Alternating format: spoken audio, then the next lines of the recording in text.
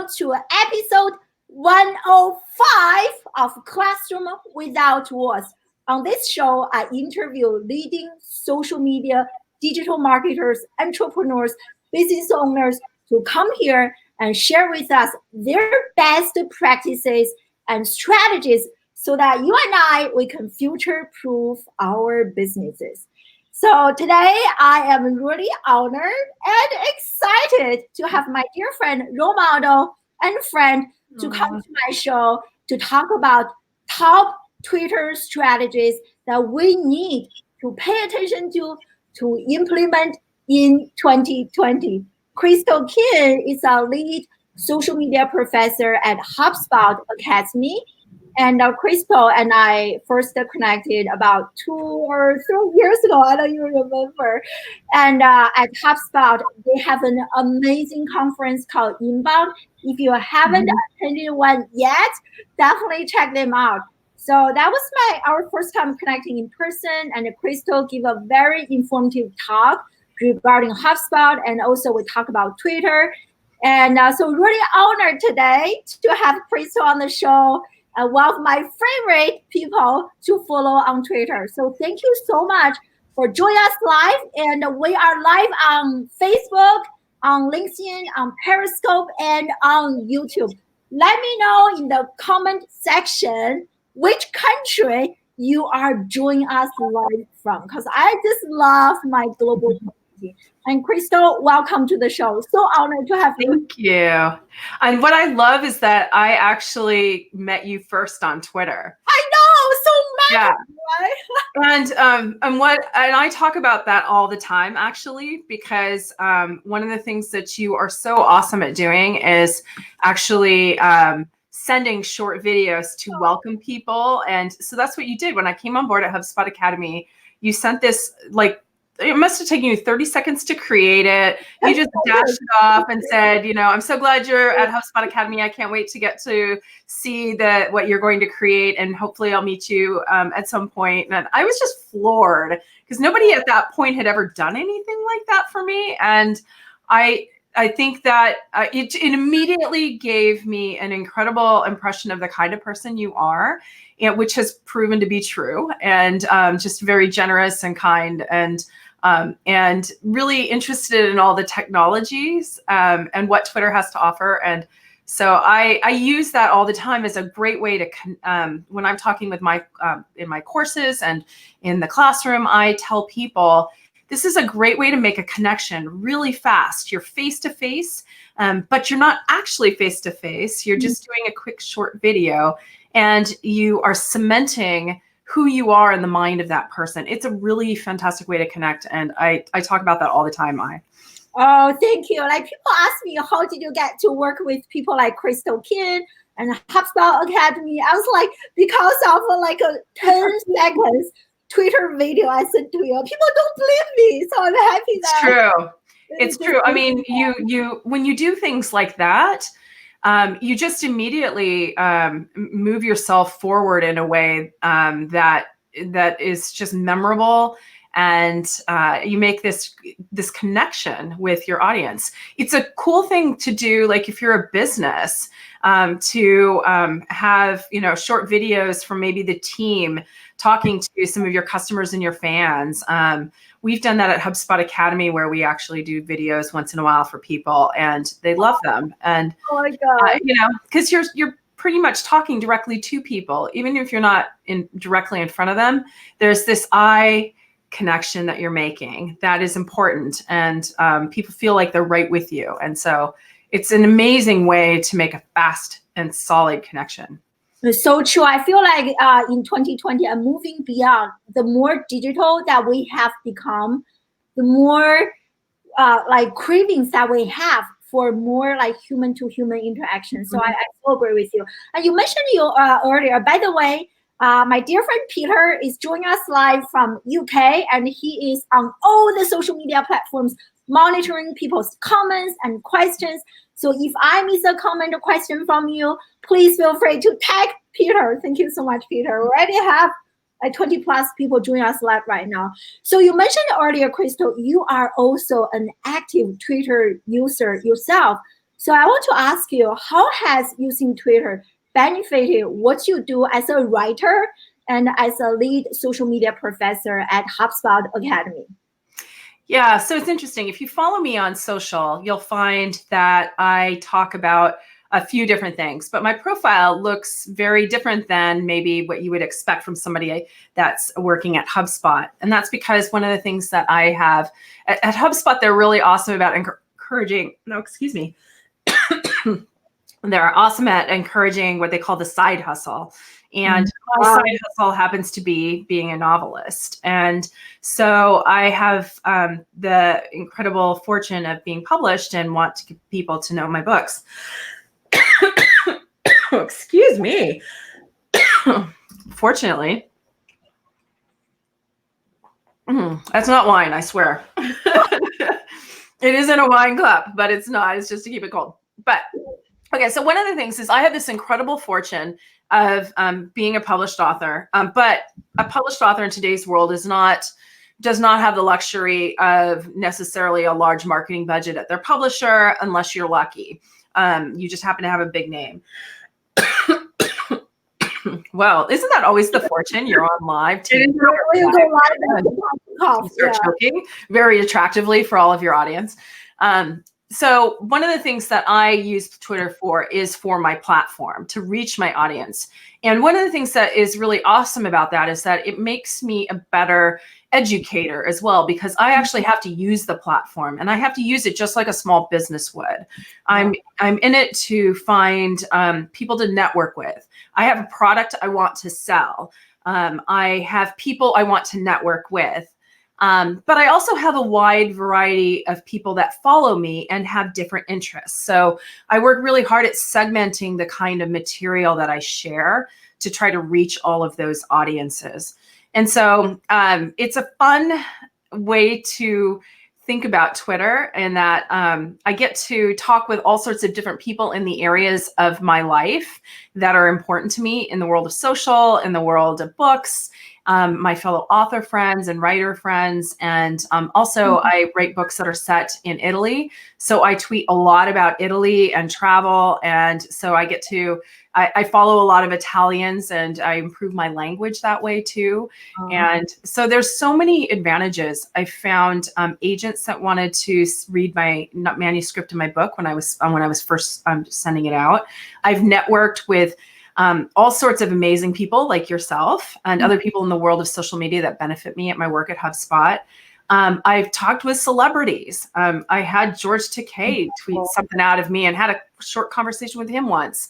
And like, where else could you do that? Where could I talk to like one of my Star Trek heroes, except for on Twitter, right? So it's a platform that's really unlike anything else. You get the up-the-minute news. You can talk to people around the world, and you can make connections that can last for a lifetime, I hope. So. Yeah, and totally. And those like online connections really amplify like face-to-face connections, right? When you and I first connected in person, I was like, hey, Crystal, I know you. You know, I follow you. I frequently, wow, that recipe looks well, amazing. You must get this too. When you go to conferences, people are saying, I follow you on Twitter. And 100%. I have cats running around behind me, so apologies on that too. But people come up to you in conferences and they're like, I follow you on Twitter. And you're like, oh, I recognize your profile picture. And that is, to me, a really cool connection to have. Yeah, totally. So before we dive deeper into content strategies on Twitter, I want to start with the basics. I think for any social media platform to work for us, to generate like income, leads, traffic, and we want to make sure that we actually have a decent social media profile. So what do you think are some of the essential elements on Twitter in order for us to optimize our Twitter presence? So what are some of the basics that we must pay attention to and get them fixed, at least in 2020?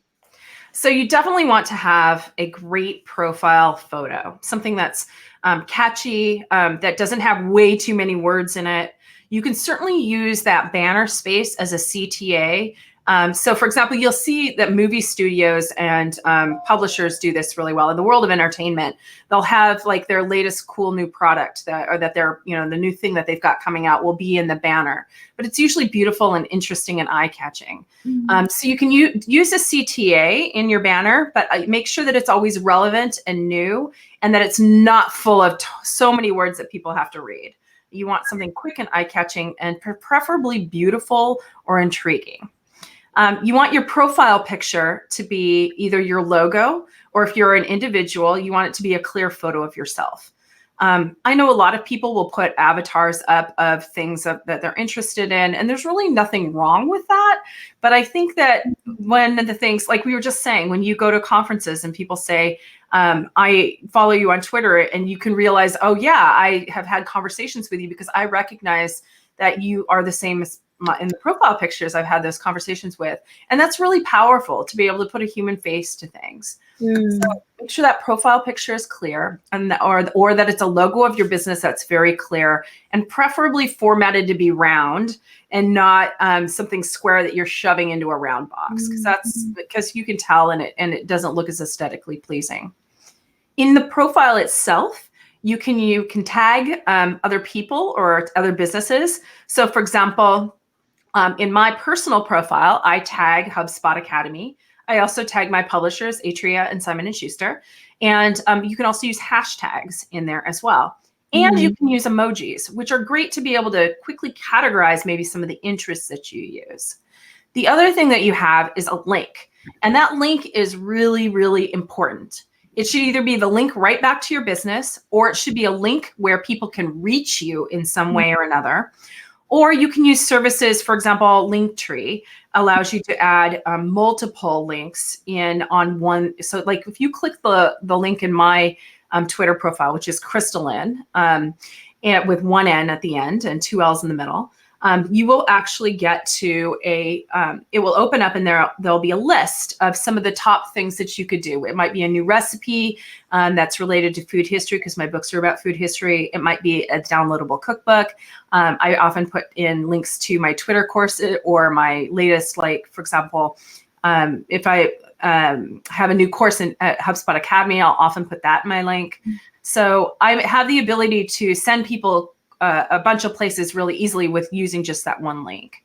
So be very strategic about your link. Some companies will put in like what their latest deal is. If they have a discount or something like that and they want it to go to special landing page, you can have that link be that.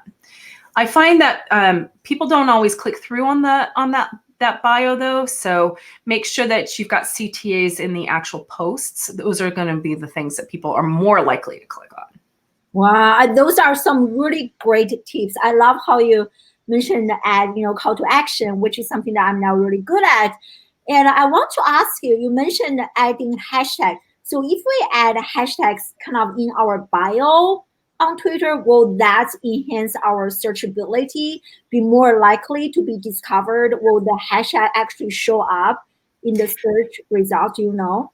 I believe that's true, but I'm not recalling 100%. So I'm not going to step in that water and turn out to be wrong. So, but I believe it does help with searchability.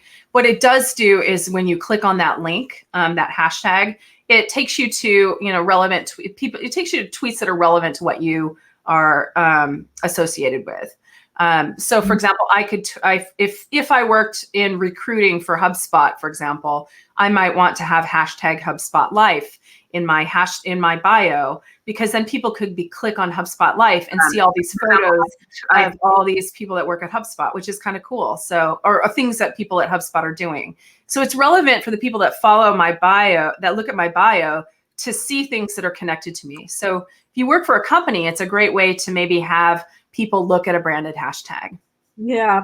I just saw this great question from Vicky. Thank you for joining us, Vicky. And she asked you, should we use just have one link to our website or whatever deals that we are promoting, or using Linktree, which will link to like multiple links? So which one do you recommend, pros and cons?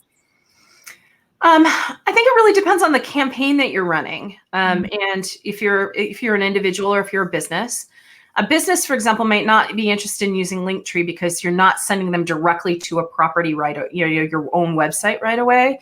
You're giving them options to go to a bunch of places, which could all be back at your website, or your partners that you're working with, or things like that. So it depends on the campaign that you're running and what you're trying to do. So Linktree, for example, allows me to send people to Amazon to buy my book, to my website to find out more about me, to specific blog posts, of which I also have CTAs on. But it gives me the option to provide more value to people.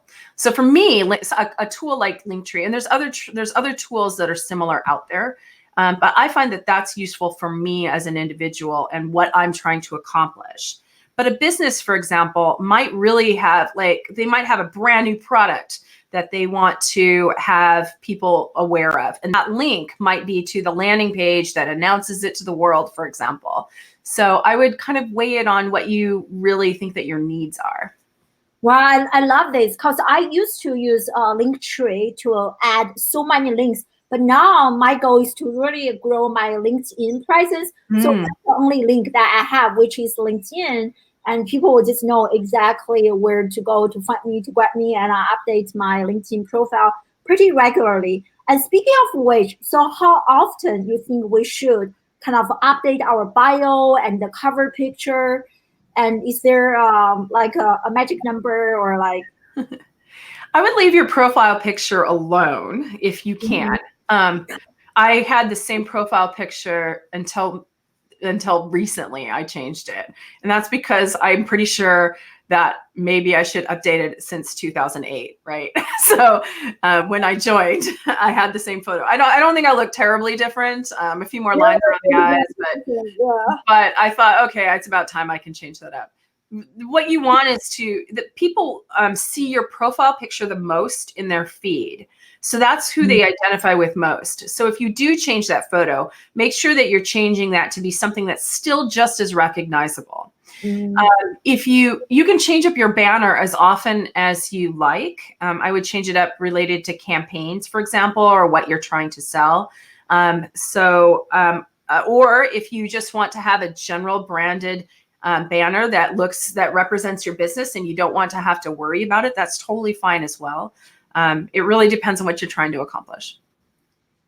Wow, I love that. And thank you for joining us from Nigeria, Elia. So great. And we have lots of fans who are fans of HubSpot joining us live. So thank you, everyone. I also love HubSpot. So let's talk about content, right? I think you are such an expert at doing inbound marketing, developing social media strategies to attract people to us. And I think content plays such a critical role to attract the right people to us. So let's talk about what do you think is an ideal or really effective content strategy on Twitter? I mean, what should we even tweet about? So share that with us. So there's a lot of things you can tweet about. You've probably heard a lot of people that talk about Twitter, talk about like a ratio. I like the 80-20 rule, which comes from the Pareto principle that 20% of what you tweet is 80% of what you'll get back. But it's also a great ratio for things like 80% of what you talk about should be related to the industry. It should be related to so for example, for me, this is easiest to explain with how I do things. In my world, I don't want to be a hard sell when it comes to my books. And I don't want to be too in the face about the things that I'm doing. And this would be true of any business. You wouldn't want necessarily to be like, please buy my stuff. So what you would do is, what I do is I tweet about Italy, which is relevant to my audience. If they're traveling to Italy, maybe they'll want to buy my books. I tweet about HubSpot and social media because that's relevant to my world for my work. I tweet about food because my books are about food. And I provide recipes and things like that. So they're in the areas of interest that are related to my product, which are books that are about food and about Italy and history. And then the other 20% is about me. And so that might be my events. It might be deals that I'm running. It might be contests. It might be excerpts. It might be anything that's connected directly to me, a campaign that I'm running. And this is really true of businesses as well. And the other 80% also includes a lot of retweets. When you present yourself, a lot of businesses are nervous to retweet things of other companies because it's not their content. And that could be a choice that you and your lawyers need to figure out. But I think that retweeting other people's content is actually super helpful because it presents you as a leader, a thought leader, that you know what's going on in the industry and that you really understand what people are looking for that are related to you. If you ever look at HubSpot's feeds or even HubSpot Academy, you'll see that we regularly retweet things that are technically from our competitors. And that's important to us because we know that these people are doing really great things in the industry alongside of us. Wow. And they have good things to tell. It's a benefit for us to be able to share that with our audience. It doesn't hurt us as much as it actually helps the people that we're trying to share with. So sharing content of the industry that you're in is really important, I think, personally. And then I also have a furry friend that comes to visit here. He's hanging out today. So how often you should tweet? This also depends on your resources and the kinds of things. Should you create content? You want your, so let's talk about those two things separately. The kinds of content you should create should be content that provides value to your customers or to your prospects or your fans. In my world, that might be blog posts. It might be recipes of the historical food I'm talking about. It might be sharing pieces of content that are relevant to the historical people I write about.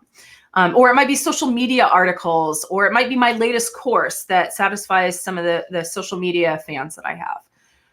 So it's providing value in some way or another. You want your content to look clean and easily accessible.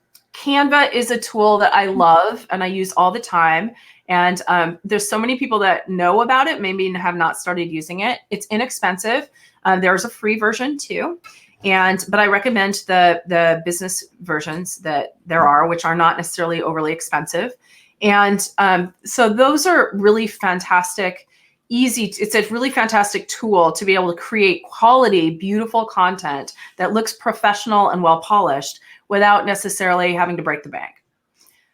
Video content can be something you do on your iPhone. It could be something that's really super easy to put together. I'm going to shut the door here for 2 seconds. Hold on. Wow, there's already so many great questions from everyone. And after she finishes the sentence, we're going to answer some of the live questions from our amazing live audience. All right. Yeah. Sorry about that. I'm working from home, and my husband's deciding that he's going to feed me, so he's making me dinner. So I'm very fortunate in that regard.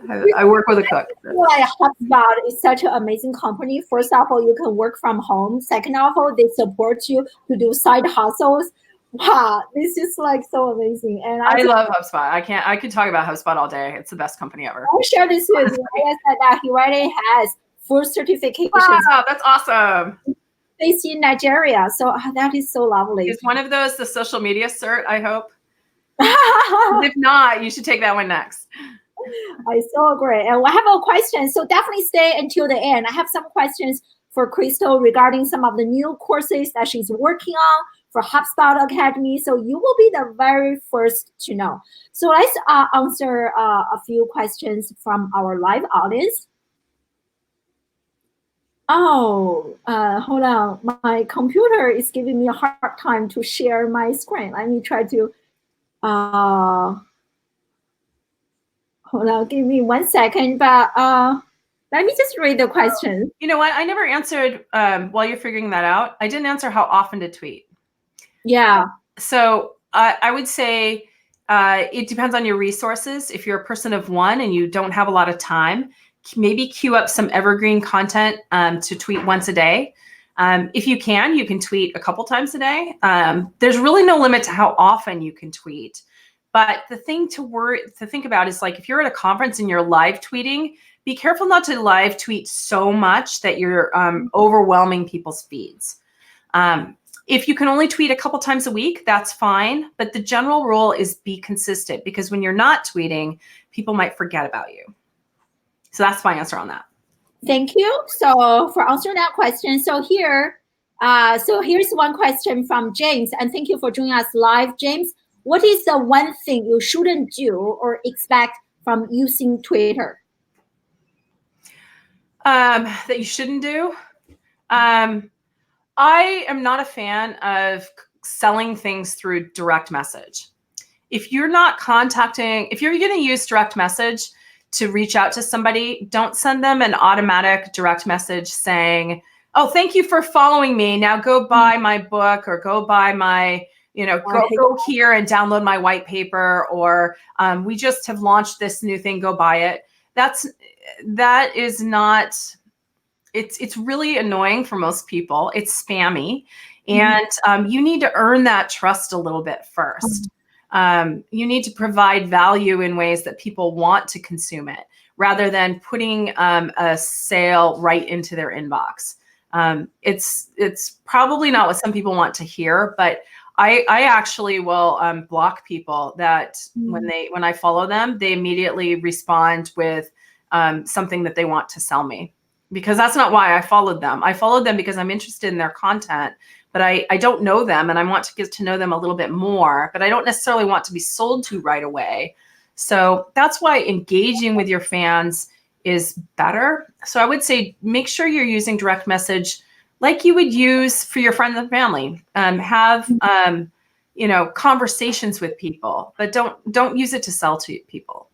Oh, I love this. Every single day, as soon as I follow a person or being followed by a person, and I get an automated DM, it's definitely not for me. Something this person is selling, promoting, that's really bad. But how about this approach, Crystal? I really want to ask you to see your perspective on this. What if this person actually spent some time to look through my profile, to look at the things I'm tweeting, and this person knows that I need help with this, and then this person connected with me and sent me a message, hey, great to connect. I noticed that you are doing this and you are running into ABC issues.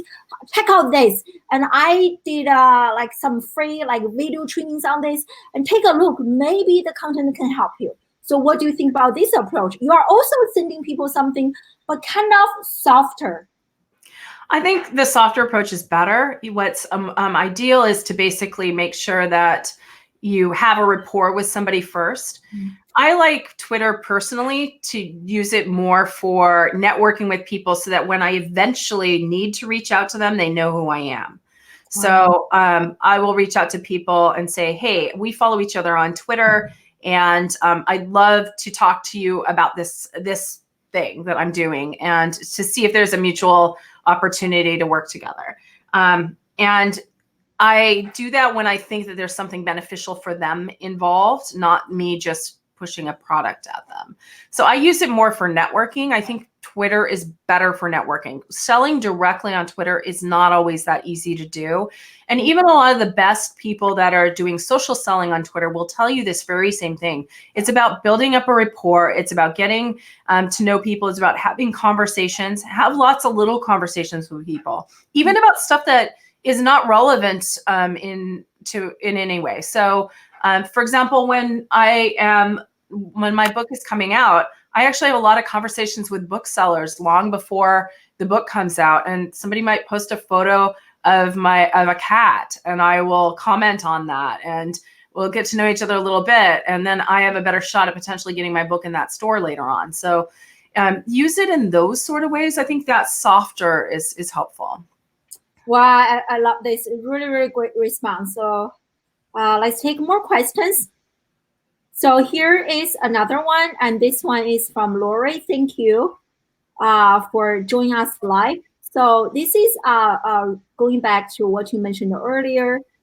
So I feel like not wanting to be in your face is very a female thing, and sometimes I think she thinks that she needs to be more direct. And so like she kind of is asking your opinion on this, being on people's face or not. Well, I think I mean, I know what you're saying. I think that you shouldn't be afraid to talk to people, or be afraid to ask things or to have connections with people. And that's one of the great things about the internet, actually. Unfortunately, some people use it to their advantage in ways it's not great. But you're behind a screen. You're not really in front of somebody, so that can give you a little bit of courage. I think it's really about,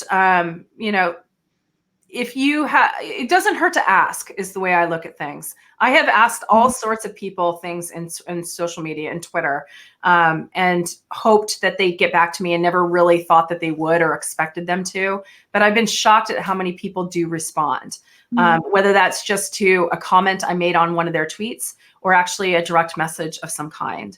The fact I had a pretty well-known author that blurbed my first book that I reached out to on Twitter, and I said, I've been a fan of yours for a really long time.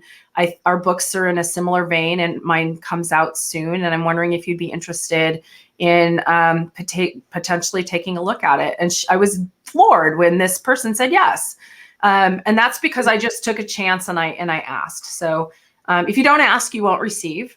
But again, make sure that there's a connection.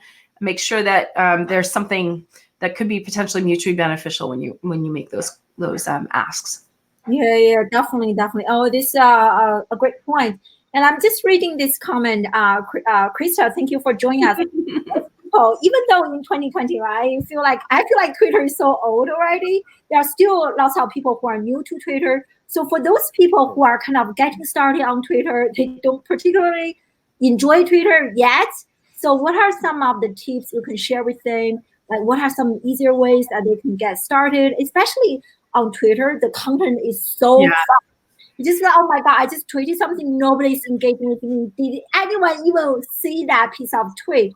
So maybe some tips you can share with us, and what are some ways that we can help our tweet has a longer lifespan in terms of.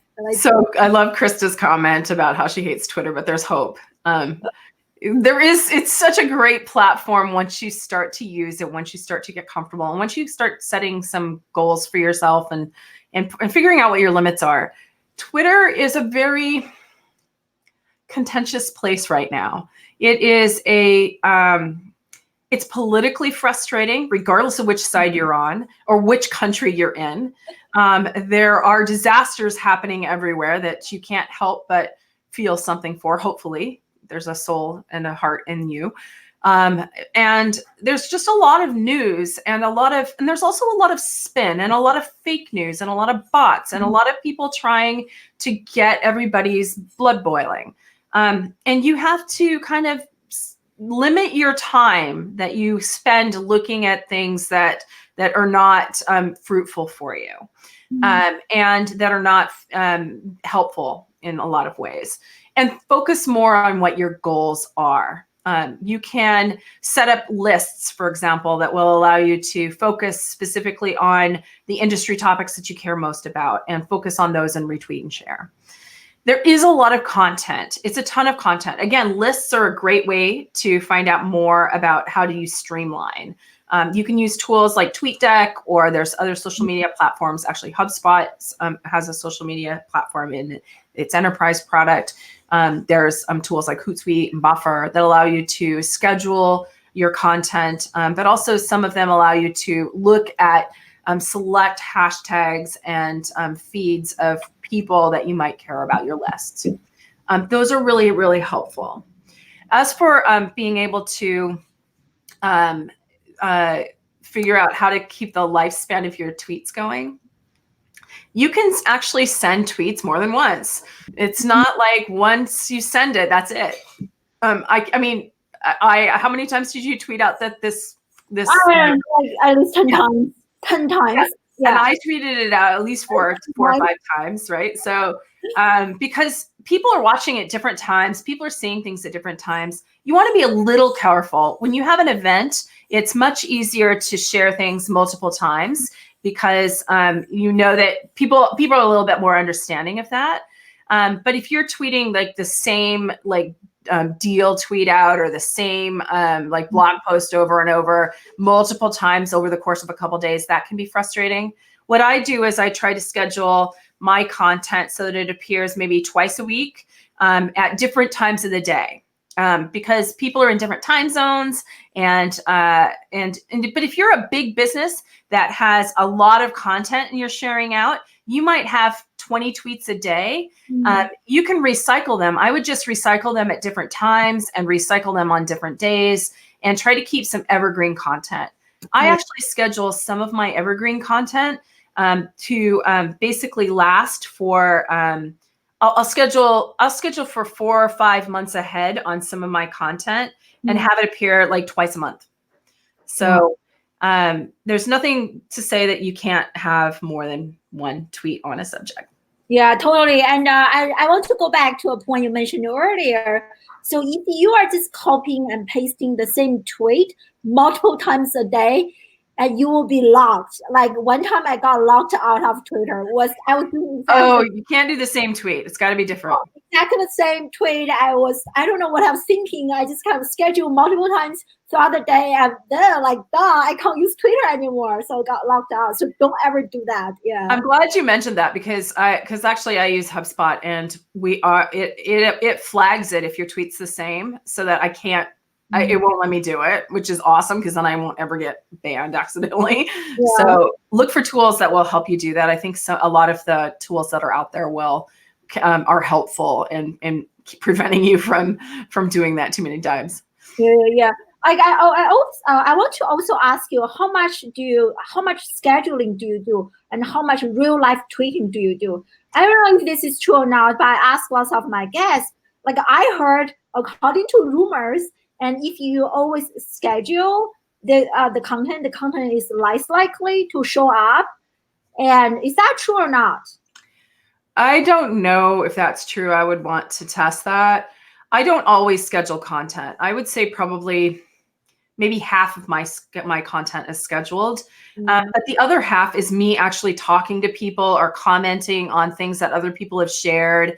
I do tweet some things natively.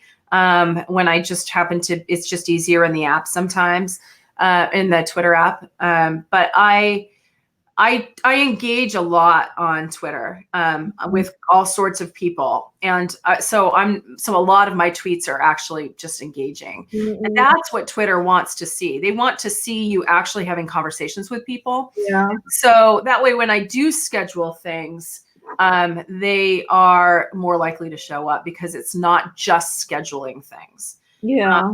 I've spent like in the morning when I'm doing my coffee, I have, there's a wonderful RSS tool called Feedly, and RSS is really simple syndication for those of you who aren't sure what that means. And basically allows me to put all the blogs that I follow, all the news sites I follow. I have thousands of blogs and news feeds in there, and it'll give me all the headlines, and I can parse through and see which ones I want, open up the article really quickly and read it. And so I do that over my morning coffee, and I schedule all my content in the morning over about 10 or 15 minutes.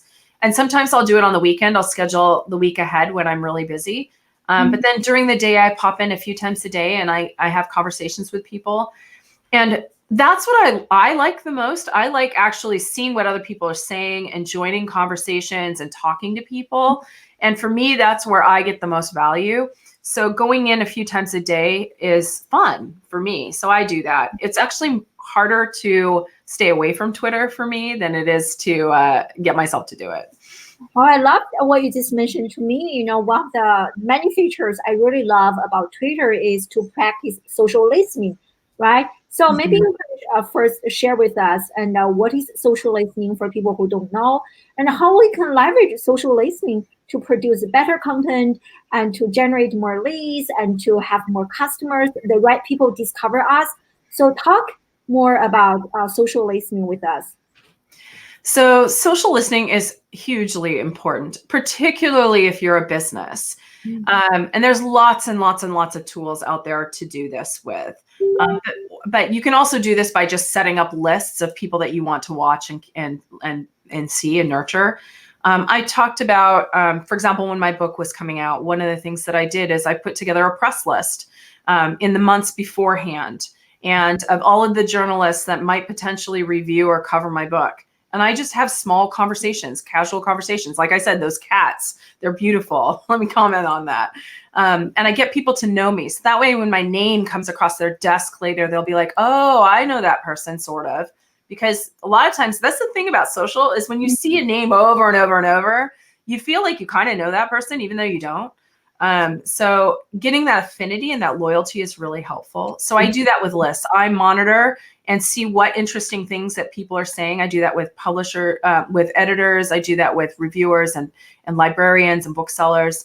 And I recommend that you do that with your business as well. If you, like, for example, HubSpot, I'm not part of the team that does this, but I'm sure they're watching competitors. They're watching other people in the industry. They're also probably have lists of our customers and are engaging with our customers. So finding out who you want to talk to is really important, and watch for those conversations that you can have. If you're a business, you probably also want to be watching for people that are complaining and need help. Social customer service is huge. It's super important. People today expect a response within an hour, usually. And having an SLA, basically oh gosh, I'm totally having a brain fart on what SLA means. But basically, you have a time limit that you're going to respond to the people that have asked a question or need help. And that's a time limit that you set for your team, so that you know that you can get back to them. And that's a goal for you to always try to be reaching. And that's really, really important. So for example, JetBlue, I think their SLA for responding to people is like 10 minutes. And I mean, and that's pretty ambitious for most companies. Wow. But what it does is it's helped them in their customer service immensely. People love the fact that they can get an answer by going to Twitter. And so if you're a business, you need to consider how you can do that. You might want to spend resources. There's a really amazing company, for example, that called ICUC that I've worked with in the past. And they just monitor, and they monitor for some of the biggest brands in the world, for Disney, for Starbucks, for ADP. They've done some work for HubSpot. And they basically can monitor conversations, help dribble them up to the right people at your company to answer, and make sure that they're always seen. And they can also monitor for, and there's lots of companies that do this as well, but there's a service level agreement. Thank you, Gerard. Oh my gosh. Yeah, that was just like total brain fart. Yeah, thank you. But this is such a great point, because it's so important, regardless of you are a small business owner, entrepreneur. Social listening is so important. Like, I always do this exercise with my own students. You know, we ask them to tag their favorite brands on Twitter, and some of them will say something bad or something positive. And I think the percentage of companies who do engage back is as low as maybe 20%. Most people just don't care. And so I just love how you mentioned it's so easy, you know, and if you show some care, people will be like, wow, that is amazing. Shows how. So I have a great story about that, actually. I was with AT&T for 25 years. And I was overseas, and I was having a real problem with their service, just like, and really struggling. And I wasn't getting the help I needed on the phone, and I was just frustrated. I tweeted a couple times about my frustration about their overseas service for phone at AT&T. AT&T never responded once, but T-Mobile did. And they got back to me, and like, you know, several times. And they got back to me a couple days afterwards and said, hey, you know, in case you need more information, you know, they were just helpful. They basically said, hey, this is how we do things in case it's useful for you. And I was just so floored. Not only did they respond in the moment, but that they took the time later on to say, hey, in case you didn't get the help you needed, we still have this option that could be really awesome for you. And I totally switched. And yeah, I was a customer of AT&T for 25 years. And because I didn't get a response on Twitter, I said, sorry. So, and I know I'm not alone. I know there's so many people who have said, you're not responding to me. You don't care about me, but this other company does. So I'm going to go with them. That is such an incredible response. And last year I had some very unpleasant experience with American Airlines, and they never responded back, and their answer was so generic. Now my family, my friends, we try to avoid them as much as we can, unless there is no choice. If there's a choice, we definitely avoid them, like 100%. So yeah, great. Yeah. Well, I mean, how many people stopped using United after those guitars got broken? Yeah. So sometimes it's also about if something goes wrong and people are upset and you don't respond, that's one thing. But then sometimes you can respond and your response might not be adequate. And that's another thing. And so you need to be really, really thoughtful about trying to see it from the side of where your customers are coming from and what the world is going to think of. Sometimes your lawyers don't necessarily have the emotional side of things down when they need to have a response together. So you need to respond fast in crisis, but you need to respond in a really human, holistic way. Yeah, talking about crisis, and I just saw this comment on LinkedIn from James. Thank you for joining us.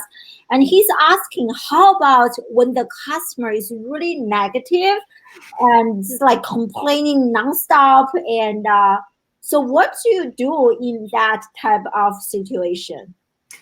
So the good thing is that if somebody's so public where everyone can see it, it's so sick. So there's a couple things about that. So if the good thing is that for the most part, when people can tell when other people are being jerks. So if somebody's being just a downright, ass on whatever, for whatever reason, and they're just making noise to make noise, and they're not responding to any of the help that you might be trying to give. So I used to work at Keurig and led social media there. And we dealt with those people all the time, people that just had a beef with the company and wanted to complain in whatever way they could. And so what you do is you respond in a way that's very public and say, hey, we would love to help you further. Let's talk about this. Let one of our managers give you a call. Can you DM us your information? Always try to get it out of the public if you can. Some people will not take it out of the public, at all. And then what you do in those situations is say, hey, we would love to talk about this. We'd love to help you further. This is how the best way for us to do this. And here are the ways that you can reach us. If they're not responsive to this and they're still just being ridiculous, for the most part, you just stop responding. You've given them the option. You've told people you want to help. And it's very clear in most public places that other people can see that you've been trying to help. Also make sure that you're responding to other people that are tacking on to that. And also saying, yeah, you didn't help me on this thing either. Try to help those people as well. But we have often found when I was in that scenario that responding publicly in a way that is helpful and human, and I'm willing to work with those individuals and showing the public that you're amenable to trying to figure this out, that satisfies 95% of the other people that are watching. That's the thing about social, is that it's not just about that one thing that you say. It's about all of the people that are watching that thing you say. So it's not just that person that you're speaking to. You're literally speaking to everybody. So make sure that your response is something that will resonate with the 1,000 other people that might see the response to that person. Yeah. Oh, I love this. And everyone also loves the T-Mobile example. And it just gave me this idea, many of us, we are entrepreneurs and small business owners. And if we are so good at social listening, we can intentionally follow the relevant hashtags in our industry and practice social listening. I work with parents from my own school. And if I keep listening, especially on Twitter, I really know their problems. And sometimes I can, hey, check out this article I wrote. I can really offer genuine help. What a great way to build and to attract people to us. So you just gave me this great idea. So the social listening piece really is about how you can be in the place when your customers are ready or your prospects are ready for you. I was ready to switch. I was not happy. And T-Mobile was like, okay, they're ready. Now I will go and give them an option. They didn't come to me before. They could have stuck stuff in my inbox, but they didn't. They waited until I had a need that they could fill. And so then I was ready to listen. You were like a hot audience, right? From cold, like I'm ready to take out action. So this is great. I think this is something that we all can apply. Start listening, and Twitter is a great place where lots of people complain. They talk about issues and problems, and where that's how we can help. So that's really great. So here's a great question from Chris, and so thank you for joining us live on Periscope, Chris. And he asked, what has been the most effective thing that you have done on Twitter to grow your following? Is there one thing? The one thing. One thing. We all one thing. Twitter has changed so much. It's really hard to get followers in a way that it didn't used to be. Now it's really about engaging. It's about, I find over and over and over, when I engage with people that I care about what they might have to say, and I think that they might care about what I have to say, I have the best reactions and the best experiences and the best results. And those are micro moments in a lot of cases. They might be like that woman that I asked for the blurb from, for example. There's a social media influencer for a major brand that I just reached out to see if they might be interested in being part of one of my courses. Then I did it through Twitter, and he immediately got back to me. Like having those small moments of directly engaging and talking with people has been the number one thing for me. That to me, that's what social media is. It's talking, it's social. And when you take the social out of it, it becomes lifeless. It becomes harder, and you start to focus on reach and quantity, and you forget the people behind behind it all that you're trying to actually have a connection with. So, and this is so true. I just finished another call. We're talking about how sometimes even like 7-8-figure entrepreneurs, business owners, they still practice social listening to reach out to people, to send that personal video, to send that personal tweet or message. Makes a huge difference. You know, we are in today's human to human. You know, we're talking about this relation building. It makes a huge, huge, huge difference. Yeah. So we are running almost out of time. So what are some of your predictions for Twitter in 2020, Crystal? Well, I am super interested to see how Byte is going to perform. So Byte is the relaunch of Vine, basically. They just opened it up a couple days ago, and it's BYTE for those of you who haven't seen it. And I'm Crystal Lynn on there as well if you want to follow me. I have one tweet about this guy Merlin, and they are positioning themselves directly against TikTok. And it feels and I'm really interested about that, because I loved Vine when it was out. TikTok feels a little young in a lot of ways, and a little more frivolous, I guess. Whereas I think Byte feels a little, so far from what I've seen, there's some frivolity definitely, but there's a lot more potential for creativity, and I think brands might feel a little more comfortable there. There's also a lot of concern about TikTok and how they are owned, because they're owned by a Chinese company. And there's just a lot of underlying concern. For example, the US government has instructed all of the people that work for the government to not install TikTok on their phones for security purposes. Wow. So not working with a company that you don't understand is something that a lot of businesses are going to care about, particularly in the US. So Byte might be a better platform in that regard. They are still in beta, but I'm excited to see what they'll do with it. It doesn't integrate as directly as Vine used to with Twitter, and as Periscope, of course, is what they ended up doing with Vine. But Periscope allows you to have long videos like this. Byte is back again, 6-second videos. Is it 6 seconds? 6 seconds, or I think it's 6 seconds. It's very short. It's fun though. I always like watching. I started using TikTok recently, and most people there are just like young people, but people are really creative. I can't wait to check out Byte and see how that works. And regarding TikTok, it is so true, because my friends in China, they are using a Chinese version of TikTok that I can't even install to my phone. US phone. I can't even it's so strange. Even though I was in China, I was trying to download that. It didn't work. It Your was phone, yeah. very interesting. And they have different features and that we don't have.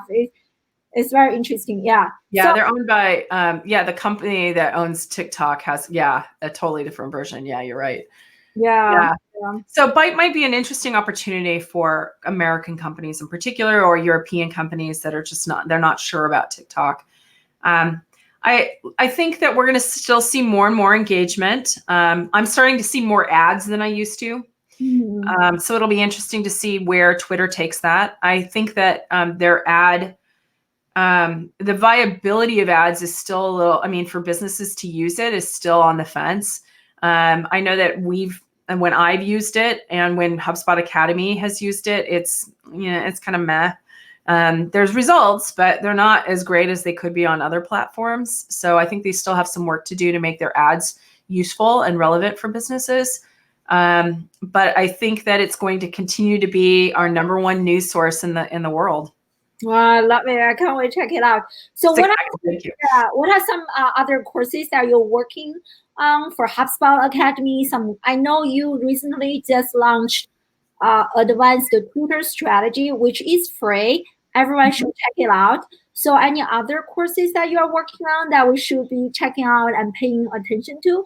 Yeah, definitely check out the Advanced Twitter course because there's all sorts of really great companies that are part of that, like how Motley Fool and JetBlue and G Fuel, which is actually an esports gaming drink company, how they're using Twitter in really cool ways. So the Twitter course is there, and all the courses at HubSpot Academy are free.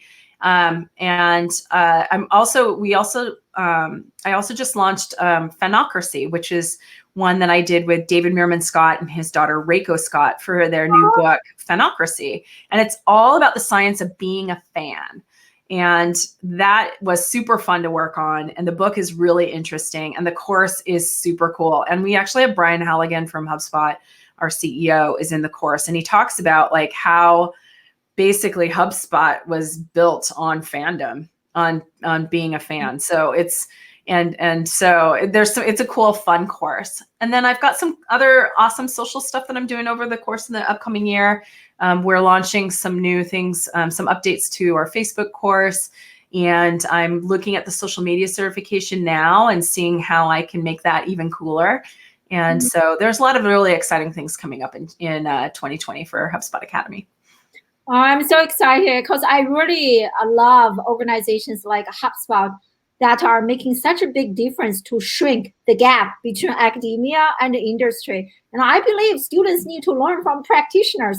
So thank you for doing that. And you guys should definitely check out HubSpot Academy. They have so many free courses. So I can't wait to check out more courses this year. So where is a good place for people to learn more about you? I assume it is going to be on Twitter.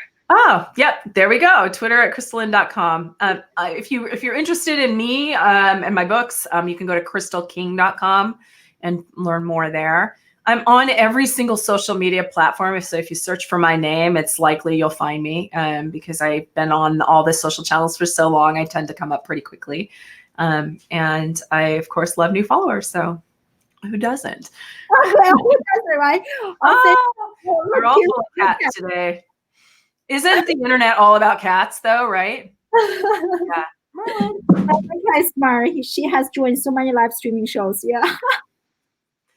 Merlin's like a reluctant one today. Yeah, this is awesome. Yeah. Thank you so much, Crystal, for a great live interview. We all learned so much. And some people just downloaded Byte. Yeah, that's awesome. Oh, so, yeah.